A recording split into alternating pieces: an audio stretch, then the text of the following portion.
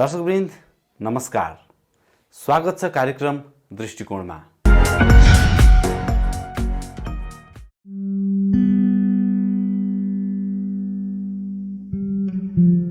नेपाल भौगोलिक रूपमा भूपरिवेष्टित राष्ट्र भए पनि प्राकृतिक सम्पदाले भरिपूर्ण देश हो। विशाल छिमेकी भारत र चीनको तुलनामा आकारमा सानै मुलुक भए पनि हिमालदेखि तराईसम्म पाइने विविधतापूर्ण हावापानीका कारण नेपालले संसारभरका प्रकृति प्रेमीहरूलाई लोभ्याउने सामर्थ्य राखेको छ। यहाँ पाइने विभिन्न वनस्पति, फूल, लहरा, जनावर, कीटपतंग, चराचुरुङ्गी तथा झरना, खोला नाला, पहाड, पर्वत, कन्दराले गर्दा नेपाल साँच्चै विश्वको विशाल मुलुक हो भन्नमा संकोच मान्नुपर्ने अवस्था छैन। यसैले भूपरिवेष्टित मुलुक भनेर मनलाई साँघुरो बनाउनु कति पनि आवश्यक छैन। हामी गर्वका साथ भन्न सक्छौं, नेपाल प्राकृतिक र जैविक विविधताको धनी विश्वकै एकमात्र मुलुक हो। यही मुलुकभित्र रहेको प्रदेश नम्बर 1 अन्तर्गत झापा जिल्लामा रहेको दमक नगरपालिका यसैको एउटा उदाहरण बनेको छ। पूर्वी नेपालको समथर तराई भूभागको सुदूरपूर्वको पश्चिमी क्षेत्रमा अवस्थित प्रदेश नम्बर 1 अन्तर्गत साबिक मेची अञ्चलको झापा जिल्लामा पर्ने दमकको उत्तरतर्फ इलाम जिल्लाको चुलाचुली गाउँपालिका, दक्षिणतर्फ गौरादह नगरपालिका, पश्चिमतर्फ मोरङ जिल्लाको मधुमल्ला गाउँपालिका र उर्लाबारी नगरपालिका रहेका छन् भने पूर्वतर्फ चुलाचुली गाउँपालिका र कमल गाउँपालिका रहेका छन्। यस नगरपालिकाको कुल क्षेत्रफल 76 वर्ग किलोमिटर रहेको छ।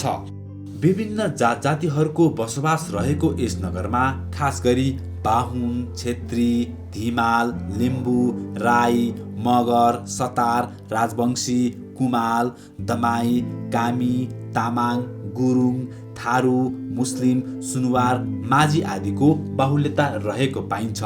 विक्रम सम्वत 2039 सालमा तात्कालीन नगर पञ्चायतका नाउँमा स्थापित यो नगरपालिकाको क्षेत्रफल 7513 हेक्टर रहेको छ।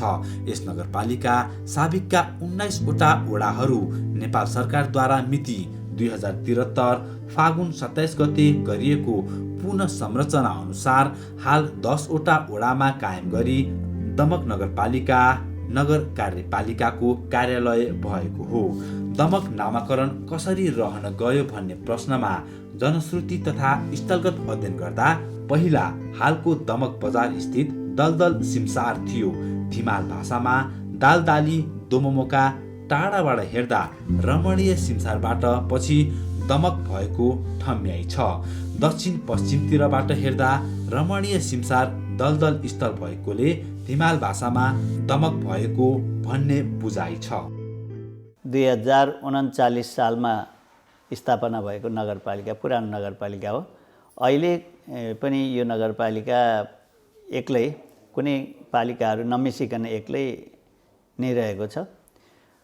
पहिला 19 वटा वार्ड थिए, अहिले 10 वटा वडाहरू छन्। यस नगरपालिकाको पूर्वतर्फ रतुवा खोला र पश्चिमतर्फ मावा खोला मोरङसँग जोडिएको छ र उत्तरमा इलाम जिल्लासँग छुन्छ। उत्तर दक्षिण लम्बाइ र पूर्व पश्चिम चौडाइ रहेको छ। झन्नै हेर्दाखेरि यो चुच्चे करेला जस्तो आकारमा रहेको दमक नगरपालिका छ। दमक नगरपालिका 76 वर्ग किलोमिटरमा फैलिएको छ र दमक नगरपालिकाको जनसङ्ख्या 86,940 रहेको छ र 22,442 घरधुरीहरू रहेका छन् नगरपालिकामा। नगरपालिकाको मुख्य स्रोत प्राकृतिक स्रोत खोलाबाट उत्पन्न हुने गिटी बालुवा, पशुहाट, अनि घर नक्सा दस्तुर, व्यवसाय कर मुख्य आम्दानीका स्रोतहरू यी रहेका छन्। कोरोना भाइरसका कारण सिङ्गो धरती युद्ध मैदान जस्तै भएको छ। आज मानव जातिले कोरोना महामारीको कारण एउटा अकल्पनीय परिस्थितिको सामना गरिरहेको छ। संसारको सबैजसो मुलुकहरूमा फैलिरहेको यस महामारीबाट हाम्रो देश नेपाल पनि अछुतो रहन सकेन। संक्रमित भएकाहरूलाई पत्ता लगाई उपचार भइरहेको अवस्था छ। हाम्रो संयमताले नै सिङ्गो समाज र राष्ट्रलाई कोरोना भाइरसबाट जोगाउन सकिने भएकाले सबैले यस पक्षमा ध्यान दिनु अति आवश्यक रहेको छ। कोरोना भाइरस अर्थात् कोभिड-19 ले हाम्रो अर्थतन्त्रलाई पनि प्रतिकूल प्रभाव पारेको छ। यसले सम्पूर्ण उद्योग धन्दा र व्यापार व्यवसायलाई नकारात्मक असर पुर्याएको छ। यस्तो परिस्थितिमा दैनिक ज्यालादारीबाट आफ्नो जीवन यापन गर्ने श्रमजीवीहरू सबैभन्दा बढी प्रभावित हुने अवस्था उत्पन्न भएको थियो। यस्तै कारणहरूलाई मध्यनजर गर्दै दमक नगरपालिकाले ठाउँ-ठाउँमा आवश्यक सतर्कता सहित सुरक्षित गराउन दिनरात नभनी खटिरहनु भएको थियो भने 30 बेडको कोभिड हस्पिटल पनि निर्माण गरी सञ्चालन गरेको थियो। यो धेरै समय चाहिँ अब मिटिङ बैठकहरू कति त यो मिडियाको मार्फतबाट पनि गरियो, जुम भर्चुअल मिटिङ गरियो। अब सुरक्षा प्रबन्धलाई कडाइका साथ नै यहाँ स्थानीय तहमा हुने मिटिङहरूलाई चलाइयो। सुरुका दिनहरूमा समुदायमा कोरोना भाइरस प्रवेश नगरोस् भनेर निकै कडा गऱ्यौँ, तर पनि अब यो छेक्न सकेनौँ। समुदायमा प्रवेश गर्यो। दसैँ तिहारको आसपासमा दमक नगरपालिकामा निकै तीव्र गतिमा फैलिएको कोरोना भाइरस सङ्क्रमण अहिले एक हदसम्म नियन्त्रणमा आएको छ। हामीले कोभिड हस्पिटल 30 बेडको सञ्चालन गरिरहेका छौँ। क्वारेन्टाइन चाहिँ अहिले हामीले 3 ठाउँमा बनाएका थियौँ। त्यो तिनै ठाउँको क्वारेन्टाइन अहिले चाहिँ खाली नै छ। कोही महानुभावहरू त्यहाँ गएर बस्नु भएको छैन। सायद अब क्वारेन्टाइनको आवश्यकता छैन होला, त्यसलाई उठाउनु पर्छ होला। अब जति छ हस्पिटलमै लगानी गर्नुपर्ने अवस्था देखिएको छ। हरित नगर समृद्ध दमक मूल नारा रहेको यस दमक नगरपालिकाले छोटो अवधिमा उपलब्ध स्रोत साधनहरूको अधिकतम प्रयोग गरी नगरवासीका इच्छा, चाहना र भावनालाई कदर गरी उत्साहवर्धक उपलब्धि हासिल गर्न सफल भएको छ। नगरका सबै वडाहरूलाई सडक सञ्जालसँग जोड्न सफल यस नगरपालिकाले पर्यटकहरूलाई लक्षित ठुलो भ्यू टावर,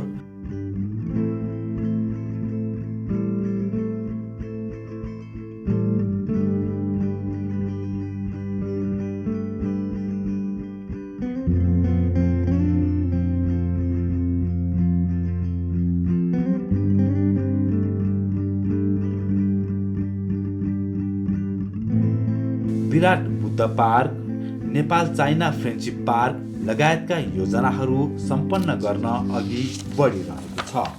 दमक सिमसारको हिसाबले चाहिँ दमक नगरपालिका निकै सम्पन्न नगरपालिका हो, तर सिमसार चाहिँ ठुलो सिमसार छैन। हाम्रा साना मसिना सिमसारहरू छन्, तिनीहरूको संरक्षण हामीले सुरु गरेका छौँ। अब हामीले साना मसिना सिमसारहरूलाई पनि स्थानीय आन्तरिक पर्यटनमा जोड्न सक्छौँ। जस्तो ढुकुर पानीमा अथवा दमक वार्ड नम्बर 3 मा पशुपति सिमसारको संरक्षण सुरु गरेका छौँ। जङ्गलमा हम्से दुम्से सामुदायिक वनमा 2टा पोखरीहरू निर्माण गरेका छौँ। दमक 10 मा इन्द्रेणी ताललाई संरक्षण गरेका छौँ। त्यसका अतिरिक्त अब हामीले नेचुरल किसिमका पर्यटकीय स्थलहरू यहाँ तिनै प्राकृतिक सम्पदाहरू, तिनै साना मसिना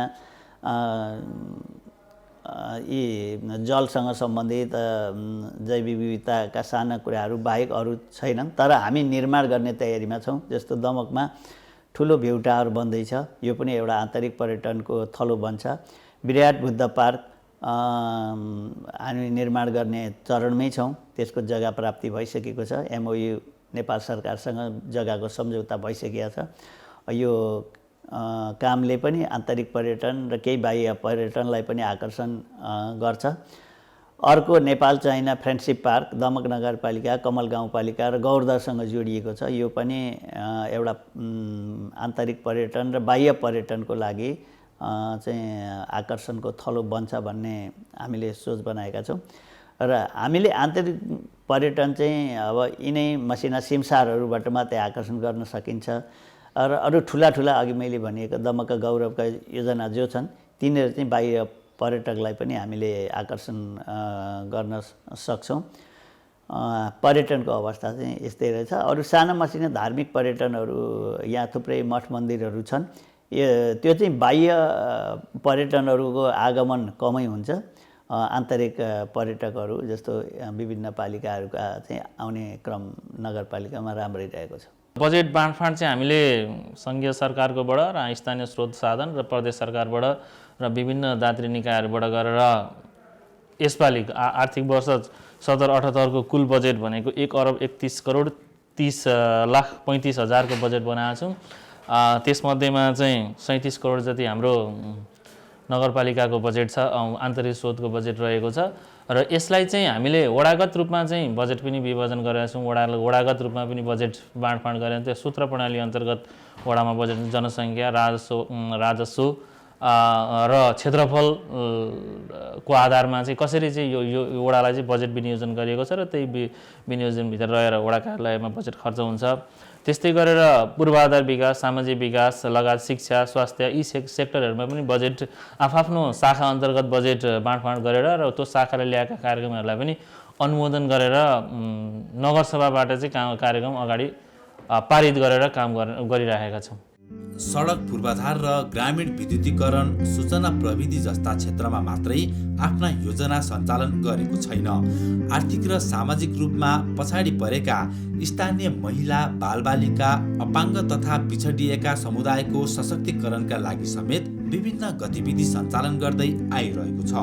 यसका अतिरिक्त नगरपालिकाले विपदमा परेका महिला बालबालिकाहरूलाई सुरक्षा दिनका लागि सेफ हाउस पनि सञ्चालन गरिरहेको छ। दमक नगरपालिका तराईको नगरपालिका भए पनि यो नगरपालिकाको कतिपय क्षेत्र ग्रामीण परिवेशमा रहेका छन्। त्यसैले पनि नगरपालिकाले आफ्नो स्रोत र साधनको उच्चतम प्रयोग गरी नगरवासीका आवश्यकतालाई सम्बोधन गर्ने काम गर्दै आइरहेको छ। यो दमक नगरपालिकाको समृद्धि हाम्रो सपना नै हो, हाम्रो परिकल्पना हो। समृद्धिका आधारहरू हामीले तयारी गर्दैछौँ, जस्तो शिक्षा क्षेत्रको सुधार, स्वास्थ्य क्षेत्रको सुधार, वातावरणको सुधार, लैङ्गिक हिंसाको न्यूनीकरण, विभिन्न पछाडि परेका समुदायको उत्थान, अपाङ्गता भएका व्यक्तिहरूको उत्थान, बालिकाहरूको संरक्षण, यी तमाम कुराहरू चाहिँ हाम्रो समृद्धिभित्र पर्ने विषय हुन्। दमक नगरपालिका खोपमुक्त नगरपालिका भइसकेको छ, खुल्ला दिशामुक्त नगरपालिका घोषणा भइसकेको छ। हामीले 2020 सम्ममा दमक नगरपालिकालाई बालमैत्री नगरपालिका घोषणा गर्ने भनेर कार्यक्रम अगाडि सारेका थियौँ। यो बिचमा कार्यक्रमहरू गर्न हामीले लकडाउनको कारणले अलि सकेनौँ, अलिकति समय लम्बिन सक्ने सम्भावनाहरू देखिरहेको छ। र पनि यसलाई हामीले अहिले 4 वडाहरूमा यो कार्यक्रम बालमैत्री कार्यक्रमहरू सुरु गरेका छौँ र हामी सबै वडाहरूमा बालमैत्री कार्यक्रम लागू गर्दै दमक नगरपालिकाले चाहिँ बालमैत्री नगरपालिका घोषणा गर्ने तयारीमा छौँ। यो सबै किसिमले नगरपालिका उच्च स्थानमा राख्नको निम्ति फोहोर मैला व्यवस्थापन, वातावरण यी सबै कुरालाई हामीले समग्र रूपमा सन्तुलित ढङ्गले नै अगाडि बढाएका छौँ। दमक नगरपालिकाको प्रोफाइल पनि निर्माण गरिसकेका छौँ। त्यो प्रोफाइलमाथि टेकेर हामीले दमक नगरपालिकाको 3 वर्षे, 7 वर्षे र 20 वर्षे गुरु योजना पनि निर्माण गर्ने अन्तिम चरणमा पुगेका छौँ। दमक नगरपालिकाले सडक लगायत अन्य पूर्वाधार बाहेक नगरपालिकाभित्रका स्वास्थ्य संस्थाको पूर्वाधार विकासलाई पनि प्राथमिकता दिएको छ। यो निर्माणाधीन अवस्थामा रहेको कुनै व्यापारिक भवन नभएर नगरपालिकाभित्र बसोबास गर्ने समुदायलाई उचित स्वास्थ्य सेवा उपलब्ध गराउनका लागि दमक अस्पतालको निर्माणाधीन चरणमा रहेको भवन हो। स्वास्थ्योपचारका हिसाबले यो नगरपालिकाको अवस्था निकै राम्रो छ। स्वास्थ्य संस्थाको स्तरोन्नति, एम्बुलेन्स सेवा, दमकल सेवा लगायतको सुविधा यस नगरपालिकाले दिएको छ। स्थानीय समुदायलाई मात्र नभएर आसपासका अन्य नगरपालिका समुदायलाई समेत स्वास्थ्य सेवा लगायत दमकल, एम्बुलेन्स सेवामा पहुँच हुने विश्वास गरिएको छ। दमक नगरपालिकाले गुणस्तरीय शिक्षाका लागि नगरपालिकाभित्र रहेका विद्यालयको पूर्वाधार विकासमा सहयोग गरेको छ। दमक नगरपालिकाले कृषि क्षेत्रको विकासमा पनि उच्च प्राथमिकता दिएको छ। यहाँका प्राय समुदाय कृषि कार्यमा पनि संलग्न छन्। केही समुदाय व्यापार व्यवसायमा पनि संलग्न छन्। कृषि कार्यमा संलग्न स्थानीय समुदायलाई आर्थिक रूपमा सबल बनाउन नगरपालिकाले विभिन्न योजनाहरू सञ्चालन गरिरहेको छ। पालिकाहरू भनेको चाहिँ जनताको सबभन्दा नजिकका प्रतिनिधिहरू बस्ने, सबभन्दा नजिकका प्रतिनिधिहरूले काम गर्ने ठाउँ हो। त्यसकारणले अहिले कोरोना भाइरसको महामारीको सिलसिलामा स्थानीय तहका पालिकाहरूका जनप्रतिनिधिज्यूहरूले चाहे जति काम गर्ने अवसर पाउनु भएको छैन होइन। अहिले महामारीसँग जुझ्नुपर्ने अवस्था भयो, रात दिन महामारीसँग खट्नुपर्ने अवस्था भयो। खर्च पनि अत्यधिक रूपले चाहिँ यही चुनौतीमा चाहिँ बढी खर्च गर्नुपर्ने अवस्था भएको हुनाले जनताले चाहे अनुसार अपेक्षा गरे अनुसारको चाहिँ विकासका कामहरू, समृद्धिका कामहरू हुन सकेका छैनन्। तर अब यो चुनौतीसँग लडेर यो चुनौतीको सामना गरिसकेपछि, यो माहौल अलिकति सामान्य भइसकेपछि थुप्रै कामहरूको नतिजा आउने अवस्थामा छ। तर सम्पूर्ण आम नगरवासीहरूलाई म के अनुरोध गर्न चाहन्छु भने जनप्रतिनिधिहरूले गरिरहेको कामप्रति विश्वस्त हुन, त्यसमा आश्वस्त हुन र त्यसमा भरोसा राखेर सहयोग गर्न म सबैलाई आह्वान गर्दछु। अहिले यो नेपाल सरकारद्वारा घोषणा गरिएको होइन, जस्तै यो 15 बेडको अस्पताल हो, 15 बेड स्वीकृत अस्पताल हो होइन। 15 बेड अस्पतालबाट दिने सम्पूर्ण सेवा दिने रहेछौँ। जस्तै नेपाल सरकारको भर्टिकल प्रोग्रामहरू, टिबी, लेप्रोसी होइन, गर्भवती सेवा, बाल रोग सेवाहरू, अनि बिरामी भर्ना गरेर उपचार गर्ने लगायत ओपिडी होइन, ल्याब, एक्सरे सर्भिसहरू हामीले दिइरहेछौँ। त्यसका अलावा अहिले चाहिँ म आफै पनि होइन अर्थोपेडिक सर्जन भएको नाताले होइन हाड जोड्ने रोग विशेषज्ञ सेवा, फिजिसियन विशेषज्ञ सेवा भयो होइन, बाल रोगको विशेषज्ञ सेवा दिइरहेछौँ, अनि छाला रोग विशेषज्ञ सेवा, अर्को डेन्टलको होइन दन्त रोग विशेषज्ञ सेवा नै दिइरहेछौँ। अनि त्यसपछि हाम्रो सँगसँगै एमडिजिपी पनि हुनुहुन्छ, उहाँले होइन यहाँनिर शल्यक्रियाद्वारा गरिने गर्भवती सेवा जति पनि नेपाल सरकारद्वारा तोकिएको छ सम्पूर्ण सेवा उपलब्ध छ। र साथै भर्खरै मात्रै हामीले होइन नाक कान घाँटी रोगको विशेषज्ञ सेवा नै सुरु गरिसकेका छौँ।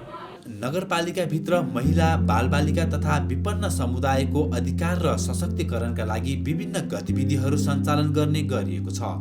यसका अतिरिक्त अहिले गाउँघरमै हुने सानातिना झैँझगडा तथा मुद्दा मामिलालाई नगर स्तरीय न्यायिक समिति मार्फत समाधान गर्ने गरिएको छ। यसले गर्दा समुदायलाई निकै फाइदा भएको छ।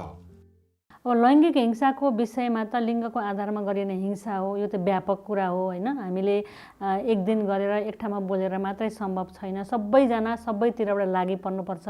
व्यक्ति, समाज होइन, सम्पूर्ण राजनीतिक दल, सङ्घ संस्थादेखि लिएर 3 तहको जुन राज्य संरचना छ अहिले देशमा, त्यो 3 तहकै राज्य संरचना, सङ्घीय सरकार, प्रदेश सरकार, स्थानीय सरकार मिलेर एकजुट भएर लाग्नुपर्छ। यसलाई न्यूनीकरण गर्न सकिन्छ, निराकरण गर्न सकिन्छ। र हाम्रो नगरपालिकामा भन्नुहुन्छ भने सचेतनामूलक कार्यक्रमहरू गरेर 16 दिने अभियानलाई अलि सशक्त ढङ्गले आवाज सम्बन्धित क्षेत्रमा पुर्याएर हामीले काम गरेका छौँ। र प्रहरी प्रशासनसँग, इलाका प्रशासनसँग, न्यायिक समितिमा रहेर हामीले समन्वय भएर त्यस्ता किसिमका लैङ्गिक विवादका मुद्दाहरू हामी हेर्ने गर्छौँ। र एकदम सहज ढङ्गले हामी महिला दिदीबहिनीहरूलाई अथवा पुरुष दाजुभाइहरूलाई पनि हामीले सेवाहरू प्रदान गर्ने कुरामा, समन्वय गर्ने कुरामा गरिरहेका छौँ। अहिले अब लैङ्गिक हिंसा भन्ने बित्तिकै पहिलाको जस्तो महिलामाथि मात्रै हुने हिंसा छैन, अहिले त पुरुषमाथि पनि हिंसा हुने गरेको छ होइन। वैदेशिक रोजगारले निम्ताएको हामीले अहिले अनुभव पनि गरिरहेका छौँ। यद्यपि पुरुषमा हुने हिंसा कम देखिन्छ बाहिर, कतिपय बाहिर आउँदैन, तर पनि महिला र पुरुष दुवै हिंसा पीडित हुनुहुन्छ लिङ्गको आधारबाट। र त्यस्तोमा हामी सहज ढङ्गले उहाँहरूलाई कुन कुन निकायमा कसरी जानुपर्ने हो र यसको लागि के गर्नुपर्ने हो भन्ने कुरामा हामी काम गर्छौँ। र विशेष गरी के छ भने महिला दिदीबहिनीहरू चाहिँ एकदम सहज ढङ्गले यहाँ आउनुहुन्छ र उहाँहरूलाई उहाँको परिवारसँग समन्वय गरेर त्यो लैङ्गिक हिंसा विरुद्धको कार्यक्रममा हामी अगाडि बढाउँछौँ। मिश्रित बसोबास रहेको दमक नगरपालिका क्षेत्रलाई सम्पूर्ण दृष्टिकोणबाट व्यवस्थित र सम्पन्न बनाउन नगरपालिकाको अगाडि थुप्रै चुनौतीहरू विद्यमान भए तापनि नगरपालिकाले स्थानीय बासिन्दा र राजनैतिक दलहरूबाट राम्रो सहयोग पनि पाउँदै आएको छ। भइरहेको कार्यहरूलाई निरन्तरता दिँदै दमक नगरपालिका क्षेत्रलाई सुन्दर, सम्पूर्ण सुविधा सम्पन्न र व्यवस्थित बनाउन आगामी कार्ययोजना पनि यस नगरपालिकाले तयार गरिसकेको छ भने घर जग्गा विहीनहरूलाई 23वटा नमुना आवास निर्माण गरेर नगरपालिकाले हस्तान्तरण पनि गरिसकेको छ।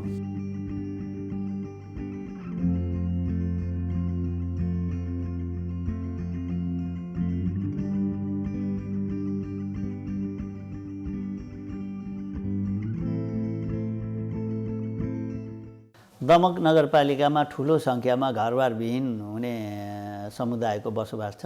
त्यसको लागि हामीले कामको सुरुवात त गरेका छौँ। आफ्नै जग्गा जमिन हुने मान्छेहरूलाई 33वटा घर 5 लाख रुपियाँ लगानी गरेर 33वटा घर निर्माण गर्ने कामहरू गरेका छौँ। सङ्घीय बजेटमा पोहोर साल 300वटा घरको खरको धुरीका छाना परिवर्तन गरेर टिनको छाना लगाउने कामहरू गरेका छौँ। अहिले घर जग्गा केही पनि नहुने मान्छेलाई 23वटा नमुना आवास बनाएर हामीले 1 नम्बर वार्डमा बसोबास गराएका छौँ। अरू 7 नम्बर वार्डमा फेरि 15वटा घरहरू हामी बनाउँदैछौँ। तर पनि जम्मा हाम्रो यो नगरपालिकामा हाम्रो प्रोफाइलले देखाएको सङ्ख्या चाहिँ असुरक्षित ठाउँमा बसेको विपन्न परिवार चाहिँ 4500 परिवार छ। 4500 परिवारलाई चाहिँ लगभग 12-1400 घर परिवार 4500 जनसङ्ख्या छ। त्यो 12-1400 घर परिवारलाई थानको लगाउन हामीले निकै चुनौती छ। तर पनि हामीले कामको थालनी गरेका छौँ। आयोग पनि अब गठन हुने क्रममै भएको हुनाले सुकुम्बासीहरूलाई हामीले व्यवस्थापन गर्नको निम्ति पनि कार्यक्रममा समावेश गरेका छौँ। दमक नगरपालिका उत्तरी क्षेत्रमा खानेपानीको अभाव थियो। हामीले सङ्घीय सरकारसँग प्रस्ताव गऱ्यौँ, अनुरोध गऱ्यौँ। सङ्घीय सरकारबाट 52 करोड बराबरको चाहिँ खानेपानी आयोजना 2 नम्बर वार्ड, 3 नम्बर वार्ड र 4 नम्बर वार्डलाई भेट्ने गरी अहिले खानेपानी विस्तार भइरहेछ। र सेभरेज ढल मानवजन्य लेदो मललाई चाहिँ व्यवस्थापन गर्नको निम्ति सेभरेज ढलको पनि कार्यक्रम अगाडि सारेका छौँ। सङ्घीय खानेपानी योजना मन्त्रालय अन्तर्गत चाहिँ यो पनि ठेक्का लागेर लगभग अब सम्झौता हुने चरणमा छ। केही वर्षदेखि मान्छेहरूले आफ्नो लेदो मल कहाँ विसर्जन गर्ने भन्ने समस्याबाट चाहिँ नगरपालिकाका नागरिकहरू चाहिँ अथवा यहाँका महानुभावहरू चाहिँ चिन्ताबाट मुक्त हुन सक्ने सम्भावना छ। आर्थिक, सामाजिक र पूर्वाधार विकासका लागि यो नगरपालिकाले आफ्ना सबै कर्मचारी, स्रोत, साधन र क्षमताको उच्चतम प्रयोग गर्दै आइरहेको छ। विभिन्न समस्याको बावजुद लक्ष्य अनुसार उपलब्धि हासिल गर्नु आफैमा पनि एउटा सकारात्मक कार्य हो। भोलिका दिनमा समेत यो नगरपालिका नगरवासीसँग हातेमालो गर्दै विकास, निर्माण र अन्य सामाजिक सेवा सहज रूपमा प्रदान गर्न कटिबद्ध छ।